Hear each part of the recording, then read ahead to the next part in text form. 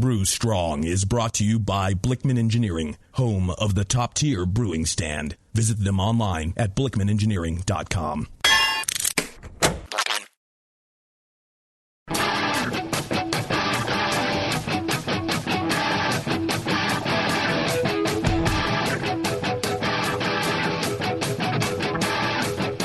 Brewers, it's time for the beer radio you've been looking for.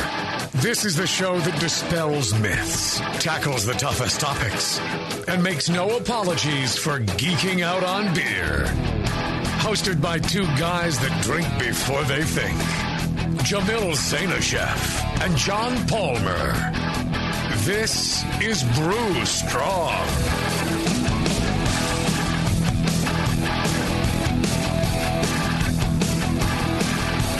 Hey, howdy, hey, my brewing brothers and sisters. Greetings, Cretans. How are y'all doing today? By we all, what do you mean? Me? Yeah, you and Scott. Zach Galifianakis right here? Yep. He's looking very Zach Galifianakis-y. He doesn't see it, good. But I do. I still think there needs to be a category that is in between ginger and brown hair. Because... That's called Auburn. There, I would take Auburn. I'm an Auburner. But the ginger thing is... am I Molly Ringwald? Is there no difference between me and Molly Ringwald? We discussed this. Well, it was like Hitler and the Jews. It was like Thanks, John. Thank you. Hitler and the Jews. And if you had a little bit of Jew in you, you were Jewish, right? And then you got gassed. My grandma's neighbor once babysitted for a Jew. So you're a Jew. Right. That's it. Exactly. Great. There you go. And, I would say you're a little more than, slightly ginger there. You got the full ginger going on. Uh-huh. Oh, yeah. I had not realized how ginger biased the UK tends to be. I was reading some articles over the weekend on the BBC. Yeah. And I had no idea. I mean, it's almost like 1950s, calling out blacks on the streets kind of thing here. I mean, what it would have been here like. They don't like them? What do they think, a ginger is? Well, what? Why don't they like them? Yeah, it's really, from what I read, I haven't been there yet, but it's almost like a racial degradation, Polacks or, whatever, whatever kind of... If Scott is any example, they are inferior, specimens of the human race. They think they're dumb, John? Is that it? Yeah. I mean, I think it was like Jessica Chastain was quoted as having some carload of guys, pull up and yell, "Stupid ginger," at her. Really? She's walking down the street in London. It's really? like, what? Wow. Yeah, somehow I think John's full of crap. He doesn't know what he's talking about. It's what I read, and it's unbelievable to me. So I'm sure I've probably got it wrong. Yes, you've read this on the internet, and so it's true. on an official news site, blog. Yes. Well, Bevo just did the hand across her throat thing and was mouthing "no soul." So maybe that comes from somewhere. So there is some truth to it. I mean, this is all matter of fact. Uh-huh. What does this have to do with beer? This isn't just conjecture. This is true. Well, I don't know. I mean, if Scott's any example, maybe, but Thank you. Right. No, I've spent a considerable amount of time in England and in London, and I have never heard anybody in any way say anything about anybody with red hair. Oh, good. Okay. And in general, I think it is quite a modern urban city with people from all over the world there, and I see nothing but tolerance in general. So okay. I don't see anything. Of course, if you go down there with your flaming red head and now your flaming red beard, yeah, I mean, you'll probably run into some problems. I just want you to know how misleading it is, because when I meet listeners, they go, "What the hell? You're not a ginger." They're very confused. Oh, please! They're trying to be nice. Okay. It's like saying, "Oh, you're not that retarded." I mean, Just mild downs. Yeah. You'd barely know. Right. You seem like you can function. You're high functioning for a ginger, aren't you? I guess so. Right? Is that what they say? Don't you guys have some beer questions to answer? Christ's sake. Hey, you brought it up. I didn't say a thing. I think we could go back. I brought it up. Oh, yeah. You want me to go to the tape? I mean, it'll take me a minute, but I'll pull it. Yeah, it'll probably take you more than a minute. But, I think that it's I'm sure I didn't bring it up. I think it was somebody else. It was John or God knows. Yeah. What are you looking at me for, host man? No. Well, hey, I'll tell you. You could probably settle this argument. Our good friend John Blickman. There you go. He's probably seen his fair share. He could look at you and right off the bat he'd be like, "Oh yeah." He'll point you out. So he has no credibility? Oh, he's got lots of credibility. He may have been a former ginger, really. Yeah. Why is that? I can't recall what color his hair is, and there's not much of it left. So, right, it's kind of like a black and gray. Doesn't he build? He builds products that are way too good for him to be a ginger. Right? He builds products with soul. Right. So he can't be. Right. So he can't be. No, Blickman Engineering, check him out on the web. Blickman with 2 N's, engineering with like an E and a G or something, and a .com. Yeah. And he's got lots of great innovations, like we like to say, innovating your brew day. He's got all sorts of goodies there. Check it out on the web. And if you're going to the Homebrewers Conference, next one's coming up in San Diego. I'll be there. John will be there. Yep. Probably Scott will be there. And you can see for yourself how freaking red his head is. Just be prepared not to recognize me. When you the guy with the brown hair, that's me. The guy that looks like Zach Galifianakis, except for a little shorter and a little dumpier. That guy. That's Scott. So check out. But let's get back to Blickman Engineer. Check him out at the conference in San Diego.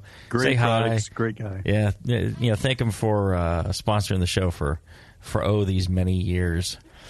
All right, today, what we thought, we get a lot of questions. We had Ken Anthony on, 6 months or so ago. 14 months ago. No way, over a year? Wow. Oh, my God. All right, so 14 months ago. How time flies when you're having fun. And he talked about his new nano brewery opening, and we talked about, and he was telling us how he did like 18-hour brew days and everything, and now 14 months later, we thought it'd be interesting to catch up with Ken, find out how things are going. A lot of you want to start your own breweries, and you're looking at the model that Ken did, starting out with the smaller, almost homebrew size equipment, and going from there. And I think he has some interesting perspective now. 14 months later, what do you do differently? What worked well for him? So we thought it'd be quite interesting and useful to catch up. How's it going, Ken? Thanks for joining us. Well, thanks for having me, Jamil. Absolutely, a lot of perspective has been gained in 14 months. I can tell you that. Hindsight is wonderful. It sure is. Well, we've grown quite a bit in 14 months, and most notably, our brew plant size has increased from the 4 55-gallon Blickmans that we started with. Although they worked quite well, they made for a very long day.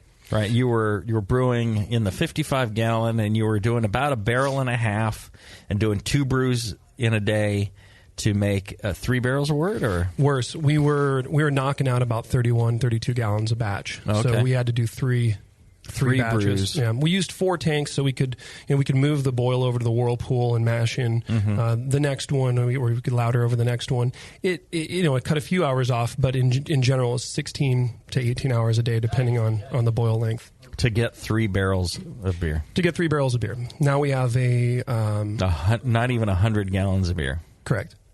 But now we can knock out about 110 in one shot, and we have 2 7-barrel fermenters, right? Jacketed, stainless, chilled, fermenters. So why did you go to that? I mean, what was the problem with just doing 3 barrels and one torturous long day? Well, the key word there is torture. It was too much work to sustain. It worked, for the temporary period of time that we used that system. It worked, but a few months into the game, we quickly saw we couldn't produce enough beer. It was too much work, too much labor, too much effort. It was far too exhausting for what we got out of it. So we had to move to a system where we could knock out 3.5 barrels at a time. And so we did that with the same fermenters for several months, probably 6 or 8 more months like that. And then we've just added 2 7-barrel fermenters, replacing 2 of our 3-barrel fermenters. And then we are putting in another order here shortly for 2 more 7-barrel fermenters. Well, and I recall, a few months into it, seeing you, and it looked to me, honestly, as if every time I saw you, you were about to cry.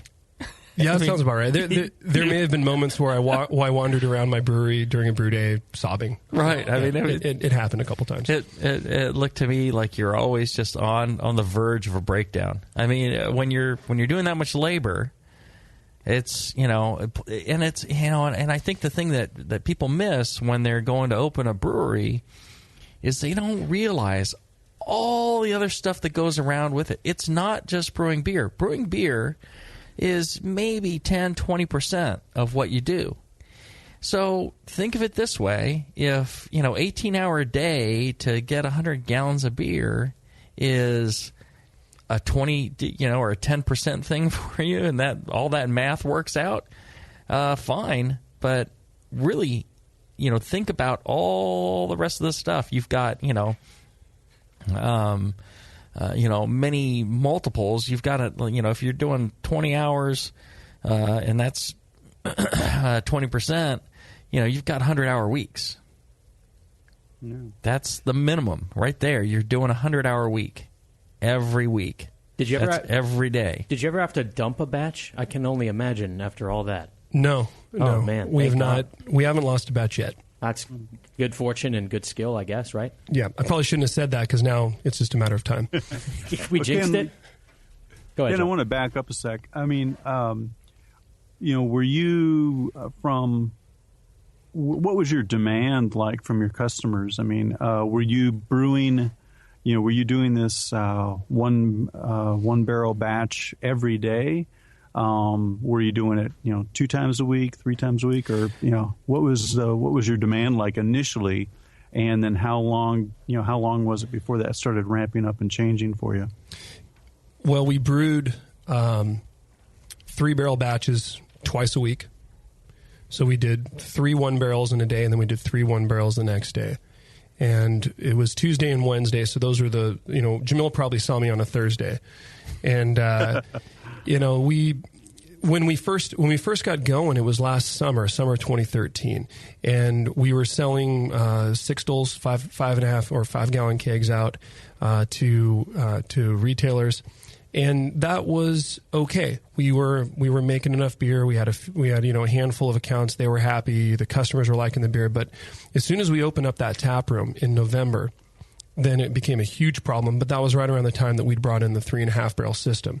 So we knew, okay, we're barely making enough beer to supply accounts. Now, when we open up this tap room, it's only going to get worse, and it did. And we found even with the 3-barrel system, 3.5 barrel system that we have, it wasn't enough beer. So then we began immediately trying to save up for.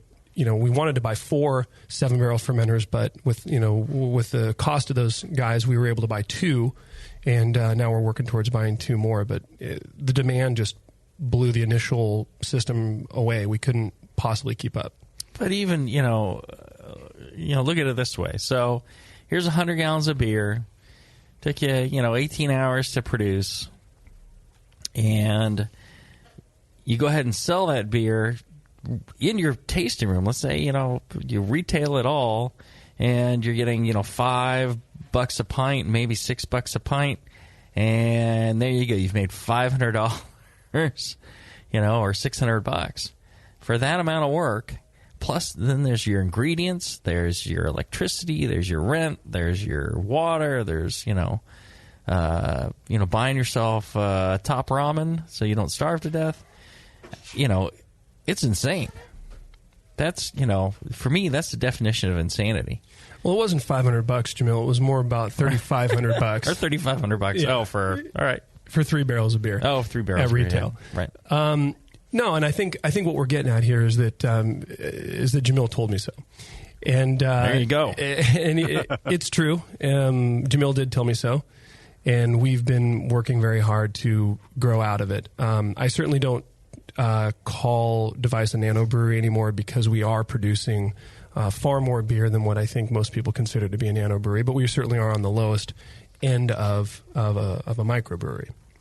But it's very difficult to produce 200 gallons a week and have that support the business as well as provide a paycheck for those who have interest in the business. Mm-hmm. You say very difficult. You mean impossible, don't you? Like, how could you possibly do it? The only way to possibly do it is if you did everything yourself. Because as soon as you employ people, as soon as you bring in labor costs, then the whole thing will start to blow up. And you can't really do it yourself, can you? It's not sustainable. It's just not sustainable. If you had some, a couple of 21-year-old kids, sons living at home, and you exchange labor for a place to stay and food and car insurance. I suppose if you had maybe 2 sons at home that were 21 and 23 and they weren't going to school and didn't have a job and they just wanted to work in the brewery and you could put them to work as free labor, then I suppose you could do it. But doing it all by yourself, and I get, ever since last August when we did the first Brew Strong episodes, I get emails weekly, sometimes a couple a week, people saying, hey, I listened to your episodes, I'm getting ready to do exactly what you did. And I always sit down and spend about 30 or 40 minutes writing an email back telling them, look, you're going to need to go bigger. And I was told that I needed to go bigger, but I didn't listen. And I try to really reiterate that to people. How'd you justify it in your head of not going bigger at the time? Like, hey, I just can't afford it and I want to get started now, right? Yeah, I just can't afford it. I'm trying not to take on investors, which we didn't. And we were trying to do it on our own dime.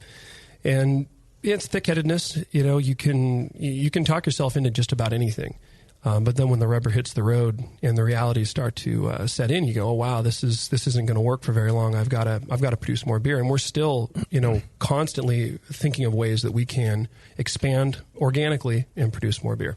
Now, if you had it to do over again, would you have worked your regular job longer, saved up a little more money, bought yourself a 3.5 barrel?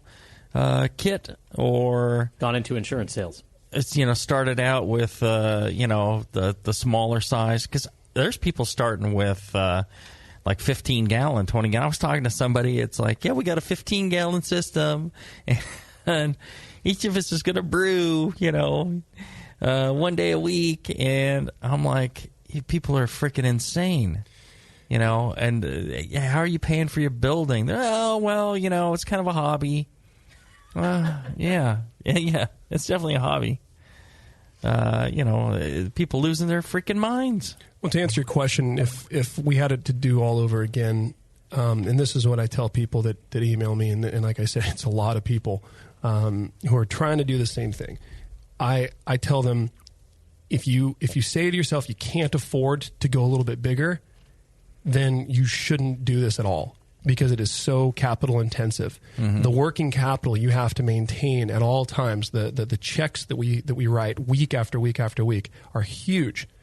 And if you don't have the money to go from $3,000 for 4 Blickmans and some burners to, say, $10,000 for a couple of larger kettles and a hot water heater for your HLT, you're going to find that it's going to get tougher down the road, because if you can't afford that differential, yeah, you're in big trouble. You don't have enough capital. You don't have enough capital. That's the bottom line. Let's do this. Let's take a short break, and when we come back, we'll hear about some of those checks you've had to write, and what are the things that people aren't thinking about when it comes to cash flow. All right, we'll be back with that right after this. from the stovetop to a camp burner to some kind of brew stand. Most homebrewers follow some version of this progression. With each move, a homebrewer will often have to change a lot, if not all, of their equipment. Until now, Blickman Engineering brings you the top-tier brewing stand. The only brewing stand that grows with you. For example, buy a top-tier floor-standing burner now, and it'll bolt right to your top-tier brewing stand when you're ready for all-grain brewing. The top-tier brewing stand is perfect for 5-gallon to 20-gallon batch sizes. Its modular design is adjustable and accommodates everything from small footprint coolers up to 30-gallon pots. How does the top-tier brewing stand do it? At its core is a strong, heat-treated, and anodized aluminum main post. On all 4 sides are built-in T-slots for the adjustable heavy-gauge stainless steel shelves and beefy burner tiers. The tiers accommodate any manufacturer's pots or coolers up to 21 inches in diameter. Best of all, not only does the top-tier brewing stand grow with your skills and equipment, but it easily knocks down for long-term storage or transport, too. The top-tier brewing stand from Blickman Engineering. Learn more at blickmanengineering.com and to find a local Blickman retailer. And start brewing from the top tier.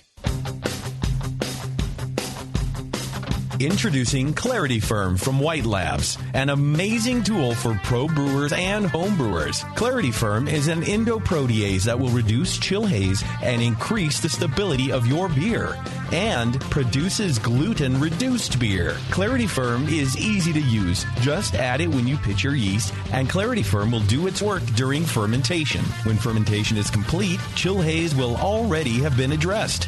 In addition, reduce the gluten content in beers made with barley and wheat with Clarity Firm. Most beers made with Clarity Firm will test below 20 parts per million, the current international standard for gluten-free. Better looking and more stable beer with the added benefit of reduced gluten, so you can pour your beer for more friends and customers. Why wouldn't you use Clarity Firm? Clarity Firm from White Labs. The reasons are crystal clear. Learn more at whitelabs.com. When I order a beer, I want my server to know more about it than I do. I want someone who enjoys good beer and loves helping others enjoy it too. I want someone who knows how to pour a perfect pint for every beer style. I want a Cicerone.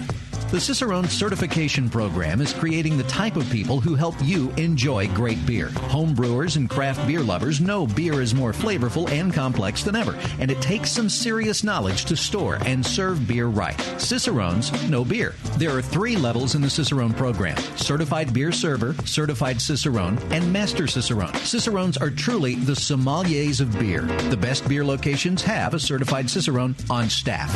Relaxed and unpretentious. Cicerones are tested on storing and serving beer, beer styles, flavor and tasting, the brewing process and ingredients, and pairing food with beer. Learn more about your next beer guide at cicerone.org. Certified Cicerone, because it takes top talent to present a perfect pint.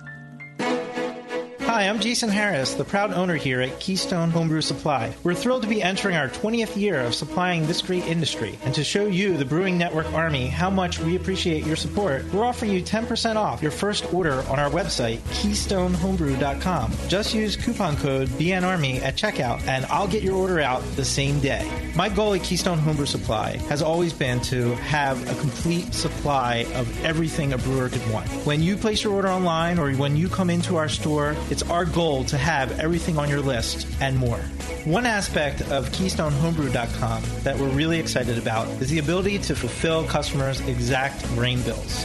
Do you hate to wait? Keystone Homebrew Supply can get your precious yeast and hops to you within just 1 day if you live between Connecticut and Virginia, and within 2 days east of the Mississippi. KeystoneHomebrew.com. Coupon code BNARMY. I'm Jason Harris, and I approve this message.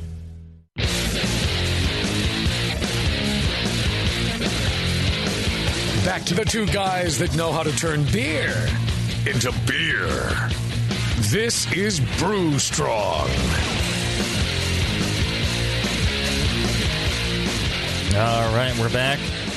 We're enjoying some lovely beers here at the Hop Grenade in lovely downtown Concord.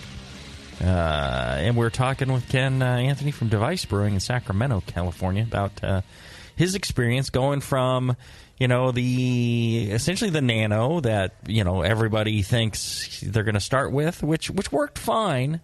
It's just, like you're saying, perhaps unsustainable, or, in that it's not just that. I think people envision, they'll buy the equipment, Like, get a couple of sacks of grain, they'll brew some beer, sell it, and they're off and running. And then, what other kind of expenses have you come across that were, substantial that you didn't think? It's like, oh, my God, I need more working capital for something like this.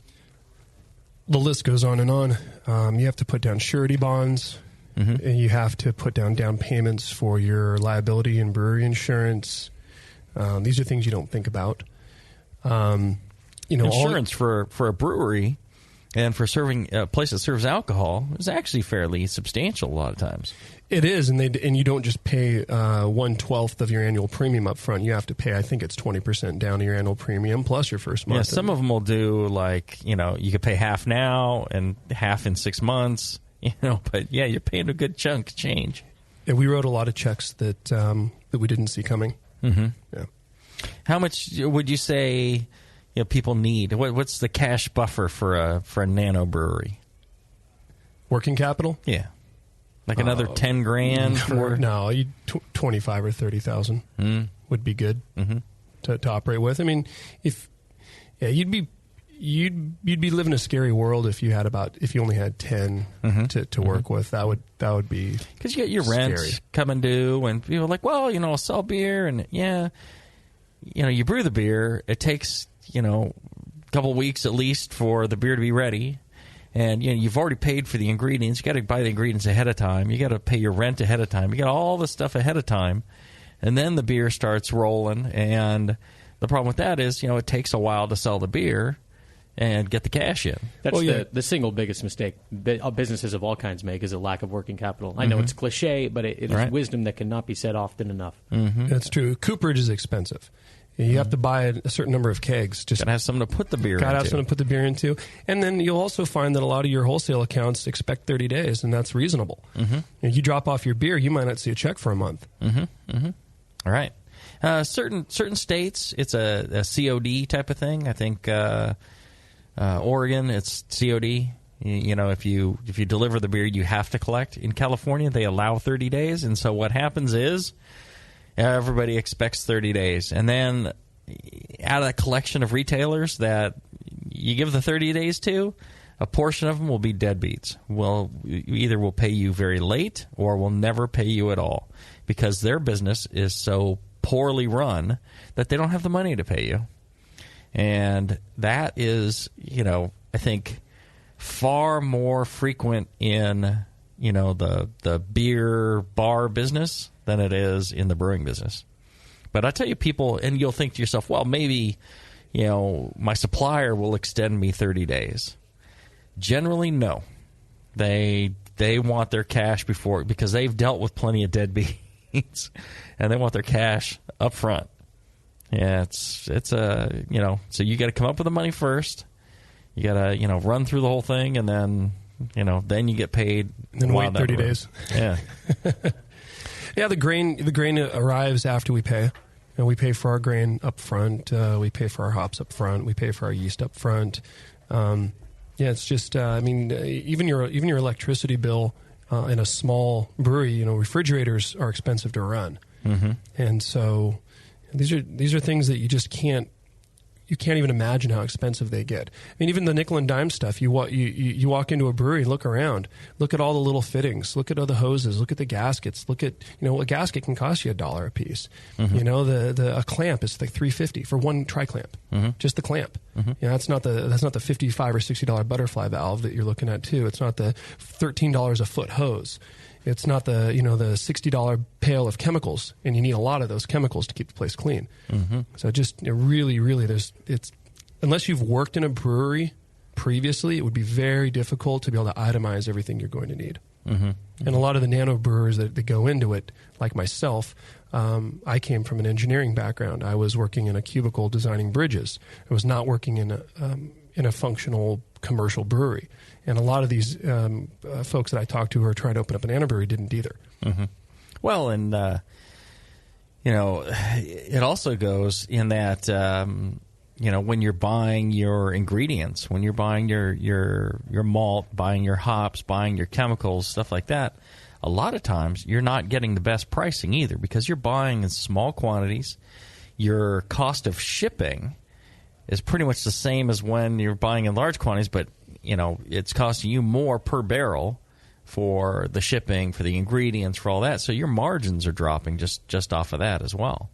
There's a real economy of scale. I'm dealing with a distributor and been talking to them about selling our beers, and I gave them our pricing, and they said, well, Sierra Nevada and Lagunitas, and they have this kind of pricing. I'm like, yeah, because they make more than 1,000 times the quantity of beer we make. Like 2,000 times the quantity of beer we make. So how do you expect us to have the same price? Like, well, but that's what I'm like, well, it's just not going to work then, because I can't sell my beer for a loss. That doesn't make any sense to me. So if you don't see a premium in what you're doing, you're in real trouble. But I have the price in my head that I want to pay. Right, this is what I want to pay. Right, absolutely. I understand. That is, and then I changed tack to, if you want to go ahead and cut your profit down, then maybe we could make that price happen. No. I've really only met one distributor that was willing to adjust their pricing to help us meet a price point on the shelf. They were willing to take a little bit less margin. We took less margin. They took less margin, and we made the price point happen. What do you think it was about that distributor? Were they fans of you? No, just logic and reality. It's like I was taking the bigger hit, but they were like, okay, we can take a little bit of a hit, so we can move some more volume. I wonder why it's just the one. It's just weird to have one exception like that. A lot of them, and I'm not, a lot of distributors, the reason that they're successful is they work on the numbers a lot of times. They're very cognizant of what it costs to deliver the beer, their spoilage, their waste, their employee costs, all those little costs. They got to run a fine-tuned business, and then on top of it, they need to be passionate about beer, all that stuff. But on the underpinning, it's running an efficient business. It's like here. You're not going to succeed being passionate about beer. You're going to succeed here by running an efficient business. What? By having... I know. It's disappointing, isn't it? Yeah. By having somebody who watches the numbers, watches the employee costs, watches, the breakage, the spoilage, the free pours, all that stuff. That's really where the business is made. The rest of the stuff is just what, makes things exciting and maybe draws some people in. So, Ken, how far is your beer getting? So, speaking of this place, could we have your beer on? Are you selling it all through the tap room? We don't distribute too far out of the Sacramento area. We self-distribute. So if anybody gets beer from us that's not in our normal delivery area, then they typically will come pick up the beer, drop off their empties, and that's how it works. Could you sell all your beer through the tap room? Not anymore. At first, the answer to that would be absolutely. We did. We would literally be blowing the last keg of something as the new batch of it was being kegged. We were just right on a knife edge. Since we've been able to increase our production, we're selling a lot more beer out in kegs. But no, we don't sell 100% of our beer in the tap room. Well, and also it allows you to not brew as often and spend as much time brewing, and gives you time to do a lot of the other things which are very important to the business, like ensuring you have a supply of materials, ensuring you've got employees to work the tap room, ensuring that you're fixing all those things that break, all that stuff. It takes an inordinate amount of time in order to do it. Keeping track of your books too. Yeah, the books. Your tax payments come up. There's another thing that you need cash for. You need to be able to pay all your tax bills when they come due as well. So what do you guys think would be more, if you had to pick one, that would enable you to have success running a brewery? Going to, say, Siebel, or going to just business school? I always say business school. Go to business school. Brewing, you can learn by listening to the stuff like Dr. Homebrew on the Brewing Network. That's a fine show. It's every Thursday. Are they doing weekly shows? Yeah, they're doing bi-weekly. Bi-weekly, so two shows a month? Mostly Thursday, sometimes Wednesday. Yeah. Nice show. They go over different beers, and people send them in. They kind of judge them there and talk about, what could be made better and, stuff like that. I think that's a great education, stuff like that. And, again, brewing's just a small portion of it. I think the business part is much harder. Unless you're already an expert in business, then go to Siebel or UC Davis or wherever. So you can practice brewing, but you can't really practice running a business. Excellent point. On that bombshell, let's take a break. Short one this time. We'll take a short one. We'll be back right after this. A few things happened 30 years ago. ARPANET migrated to TCP/IP, and the Internet was born. Revenge of the Jedi was renamed Return of the Jedi and opened in theaters. Mila Kunis and Emily Blunt were born, beginning a rad fantasy in my mind. But all of that pales next to the fact that HopTech opened its doors and began blowing homebrewers right out of their mash tuns. HopTech doesn't fuck around. Real people shipping awesome shit straight to you. Their new website is fast and easy to navigate. Or just call 800-379-4677 and let badass bitch Jade and the gadget guy Roberto blow their warm load of customer service all over you. So visit the site or visit the store in Dublin, California, and support those that support you. Get your brewing on at hoptech.com. Are you a member of the American Homebrewers Association? Well, you should be. Members of the AHA can focus on brewing beer, and the AHA takes care of the rest. The American Homebrewers Association advocates on behalf of homebrewers like you to legalize the hobby in all 50 states and make sure that beer laws make sense. Plus, there are many great benefits that come with your AHA membership, like pub discounts that give you awesome deals at bars, restaurants, breweries, and more. Zymergy Magazine and eZymergy for tons of articles, how-tos, easy-to-follow recipes, and news about the hobby you love. And access to the members-only content on homebrewersassociation.org. But the AHA can't do it without your support. Join today so the American Homebrewers Association can keep fighting for your home brewing rights. Visit homebrewersassociation.org or join right now from the homepage of the Brewing Network website. Relax. Don't worry. It's the American Homebrewers Association. Nico, listen, our lawyers said that we had to do this for 1 hour, and after this, we don't have to talk to each other for 3 more months to the next meeting. Kids, come on, let's get out of here. I'm supposed to have more lines. I'm the professional.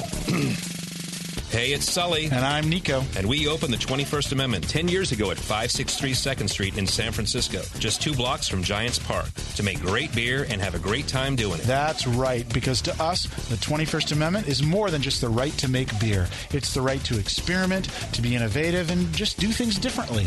And so now, we're putting our craft beer in cans. That's right, cans.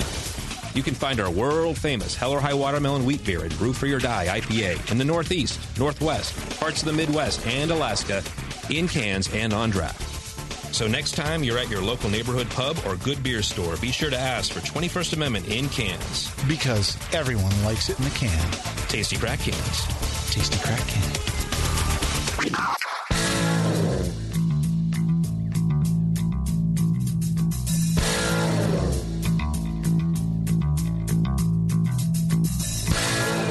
Learning to brew has never been so disgusting. This is Brew Strong. I still don't understand that. Why the disgusting? I don't understand that one. It should be invigorating. Stimulating. Stimulating, there you go. Turgidizing. Exfoliating. Maybe that's just the problem, is all the things that you think are all of those things are in point of fact disgusting to the audience. The things that make me turgid are disgusting? Pretty much. Yeah, I mean, I guess. There you go. I make you cloudy? Now I understand. Yeah, exactly. Yeah, turbidity, yes. Okay. Just listen to the guy with the filtered voice. He's always right. That's one thing you learn in radio. There you go. All right. Ken, during the break, we were talking about, the fact of, people are in some way, in order to go into business, you got to have a little bit of blinders on. You got to say to yourself, I have faith this is going to work. Despite all the other businesses around me I see closing, I am going to open up a cupcake store. I, too, am going to open up a flavored popcorn store in the most expensive retail location possible. I, too, am going to open up a store that sells nothing but flip-flops. There. I'd be your biggest customer, by the way. Where was I? At the flip-flop store. I was walking with my daughter. I think it was in Denver, maybe. Seriously? Yeah. There's a store that sells nothing but flip-flops. Was that the name of it? No, it's like some brand of flip-flops, and it's like... Rainbow? I don't know. It's like $25 for a set of flip-flops. And that's all they sell. Wow. You sure you weren't in Pacific Beach? No. Denver. It was like in Denver or something. It was somewhere where it just did not make any sense whatsoever. I'm like, really? So when it's snowing, what is it that you're selling out of this? I mean, what kind of volume do you think you're going to do? I mean, it's just insane. Well, they just kill it in July and August. Yeah, I guess. Yeah, maybe. It's really weird. Maybe. Denver. They make their nut in July. I'm just saying. Might have been at the airport. No. This was in a town somewhere, and then it's the same thing. I like flavored popcorn. I can pretty much shake salt onto my own popcorn, and I think I could figure out other flavorings. If I want cinnamon popcorn, I think I could work the cinnamon shaker. I think I got it. No problem. I could have it fresh at home. I'm not gonna pay like $5 for a little bag of flavored popcorn. So what made you so damn special, Ken? I think that's the question. Right. No, but so anyways, I digress. The jury's still out. I was saying you got to have some, a belief that what you're going to do is going to succeed against the odds. You're going to have this success, but what's the problem that people run into with that, Ken? Well, the reality is, and this applies to me too, people don't want to hear the truth. They don't want to hear anything that's contrary to what they're dreaming. Thank you. Mm-hmm. I like to style it on Fridays. So he does, it's like Scott not wanting to hear the truth about his true soullessness. Sorry, go ahead. No, people don't want to hear the truth. I didn't want to hear the truth. Mm-hmm. I didn't want to hear, when I first told Jamil the size of the brewery and what we were going to produce, he just kind of went, "Oh, that's not going to be enough beer." Right. And in my mind, I was going, "Well, he's probably right, but I don't want to believe that he's right." Mm-hmm. Yeah. Or it's just hope that you can succeed despite that. Right. Yeah, exactly. We found some other angle, But I try to tell people, we get emails all the time at Device Brewing. They say, we're going to do what you did.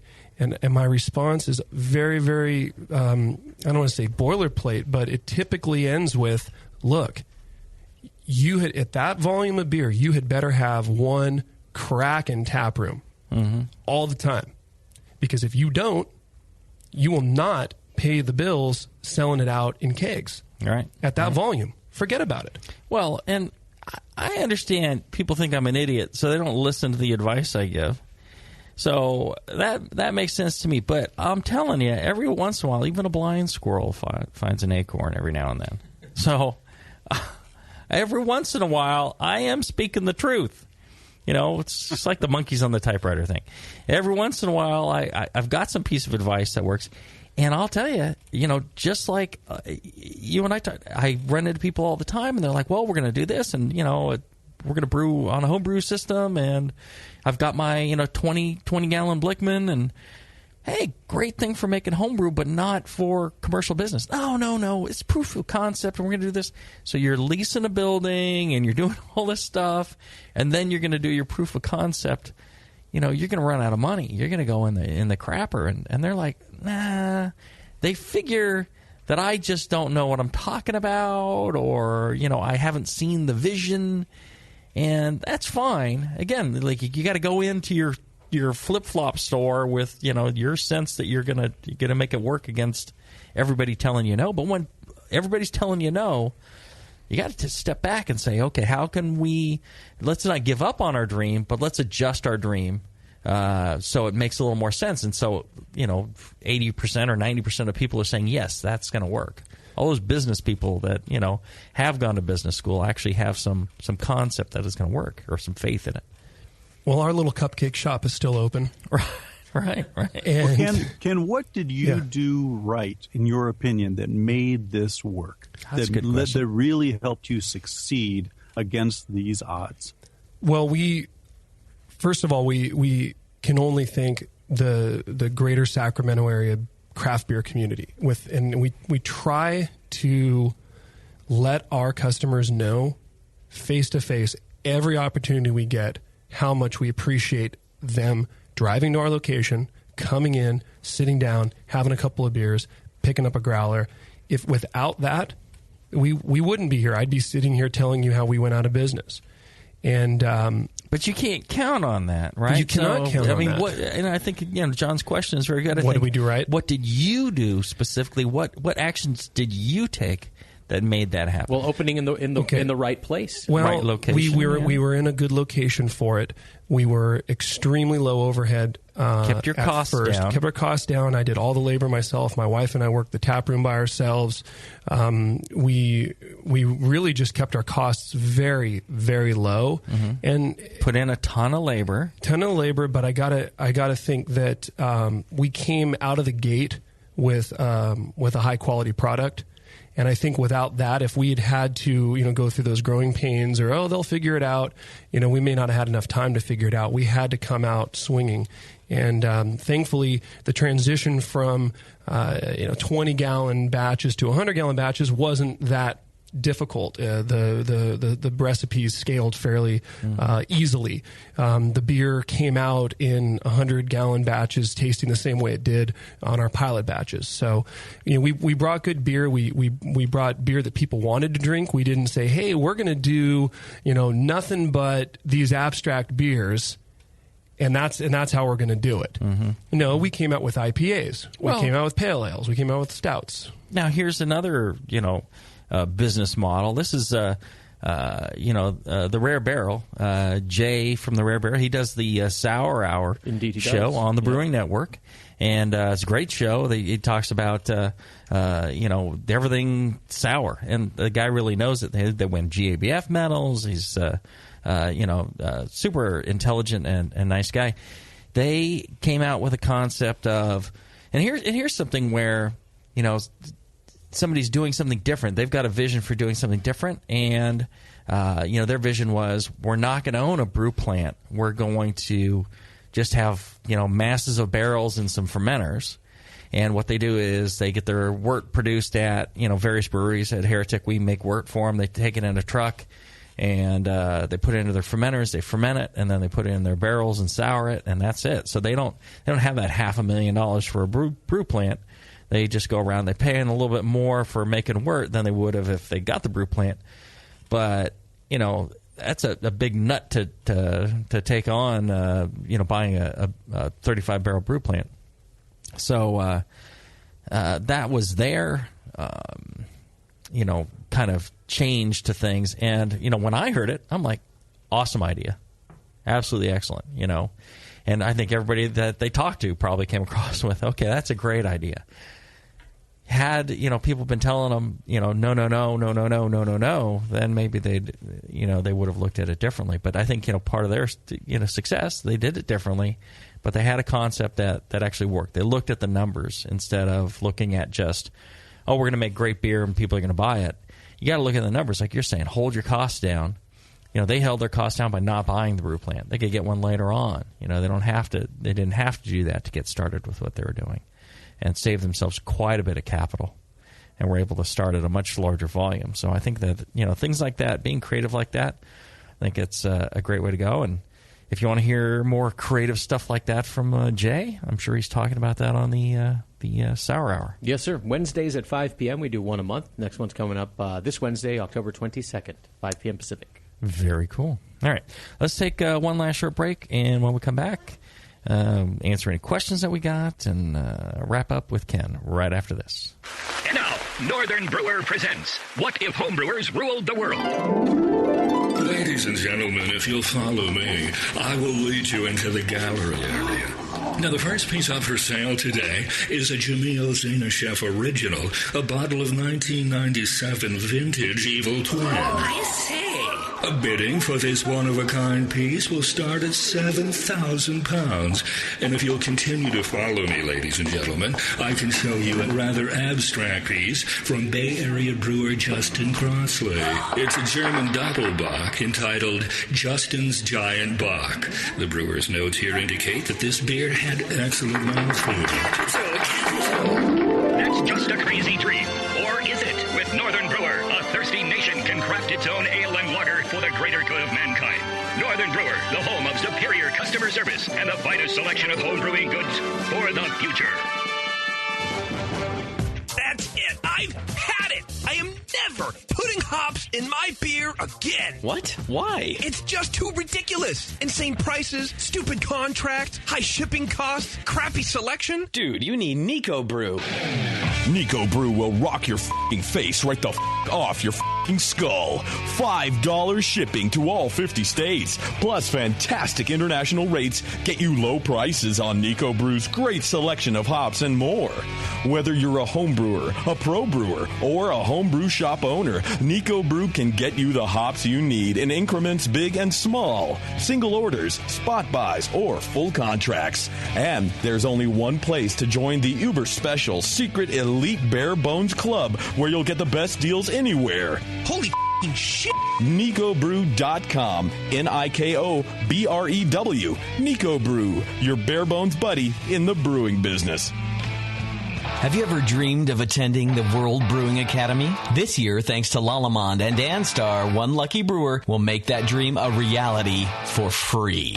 Lallemand and Danstar invite you to enter the Beer School 2015 contest. One lucky grand prize winner will receive fully paid tuition to the 2015 World Brewing Academy web-based concise course in brewing technology worth almost $4,000. From now until December 13th, 2014, every Danstar yeast packet you use is your ticket to enter. Visit danstaryeast.com for the details and to print your official entry form. There's no limit on the number of times you can enter, so get brewing with Danstar and get your entries in to the Danstar 2015 Beer School Contest. Whether you want to build your home brewing skills or build a career as a professional brewer, this course will change the way you think of beer and brewing. Enter at danstaryeast.com and get the dry yeast advantage with Danstar and Lallemand Premium Brewing Yeast and enter to win. Hey, my brewing brothers and sisters. This is Jamil Zainashev, and I love a bold, hoppy beer, one that spits resin in your face and makes you cry uncle. There are a lot of great hoppy beers out there, but at Heretic, we want to make something as bold, dank, and resiny as possible. We use hops at every chance we get, including multiple dry hop additions. The result is Heretic Evil Cousin. This light golden, 8% Imperial IPA has an easy malt character that helps take the edge off the massive bittering, but it takes a back seat to the in-your-face hop character. We make sure this beer finishes dry so the hops can jump out and slam you in the taste buds. If you can't get enough hoppy goodness, Evil Cousin is your cup of tea. Cheers.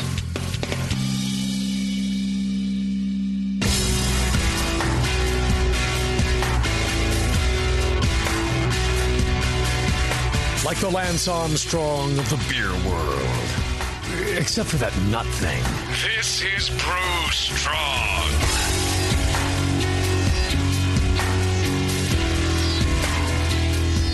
All right, we're back. Talking about, lessons learned from device brewing over the past 14 months. What have you learned, Ken? What key takeaway should people have from your experience? What should they be, foremost in their mind before they jump into this? Have plenty of cash and know how to run a business tight. We are still learning, but we've got a better handle on it than we did a year ago. Mm-hmm. And every month we come up with ways to tighten up the ship as it were, because it's, little things here and there are little things, but you sum them all up, and they sum up to a lot. And that's really, it's the biggest thing to take away is you got to have plenty of cash, and you've got to know how to run a business very tight. Well, and we run into the many of the same issues, and one of the things that always happens to me is I make some sort of decision or go down some path, and then a little later on I realize, nope, that wasn't the thing to do, or that was a waste of money, or I should have done it this way, this would have been better. And there's always something that I've screwed up on. And luckily, we've got enough cash flow that it doesn't sink us, or it's not such a big issue that it didn't cause too much trouble. But all those little you get all these little setbacks that you didn't expect, expenses that I'm sure when you guys built out the hop grenade, there are expenses that just popped up and like out of nowhere. It's like, well, no way did I think that this would happen, right? There's always some extra demand on your cash. Yeah, and they're big oftentimes too. It's like, we owe the city $2,600 for a sewer connection fee because we took off one pipe and attached another. Right. And it's not small amounts of money. Right. Now, how about you, Ken? What mistake did you make that people shouldn't make, or that what would you do differently? Well, the biggest mistake, I think, was not waiting until we could afford at least a 3-barrel brewer plant and 7-barrel fermenters. We're still recovering from that mistake.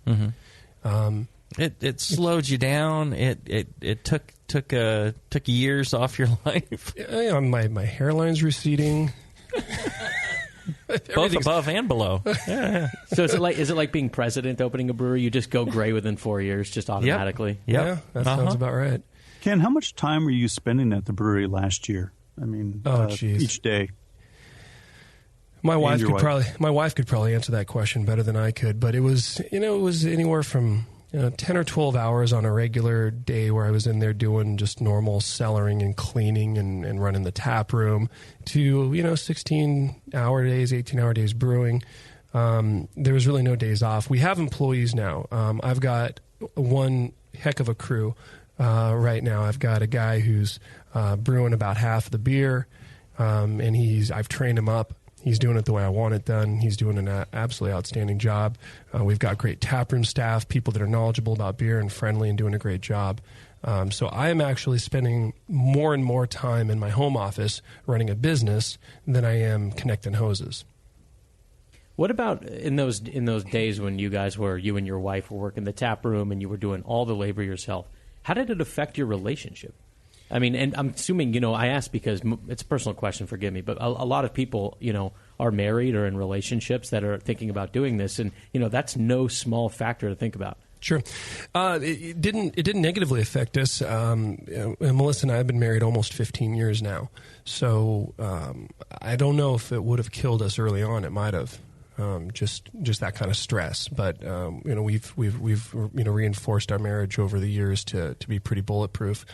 But it's tough, and I think that she and I were in it together. It was, we were united on the same accord. We had the same vision, so we were both laboring and toiling towards the same common goal. It wasn't like I had a wife at home who was telling me all along, "Don't do this. You're crazy. You're going to ruin the family."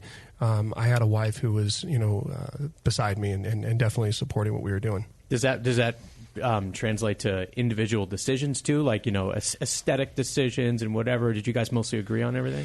Absolutely, and she's a great plumb line. If I get excited about these ideas and then I take them to her, and she's sometimes the voice of reason. You're very fortunate then. It sounds like you got off pretty easy in that regard. Easy might not be the right word, but sure, I was definitely fortunate. Yeah, there's nothing like getting off easy with your wife. With your wife, yeah. Whoever it might be. Yes. Did we have any questions from the chat? And I also neglected to mention that when you listen live, you can call in 888-401-BEER, 888-401-2337. If you like the show, make sure to check out our sponsors like AdamandEve.com. Oh, yeah. Where you could get use the offer code Jamil, Jamil. You get one item at half price. You get 3 free adult DVDs from categories such as anal, amateur, Asian, big breasts, bisexual, chunky, co-ed, lesbian, etc. And you get free shipping and a free extra gift so sensual I can barely stand to mention it. So use that offer code Jamil at AdamandEve.com today. You can even do it mobile. So check them out. And our fine sponsor, Blickman Engineering. Check them out. Good stuff. And until then, brew strong, everybody. Brew strong.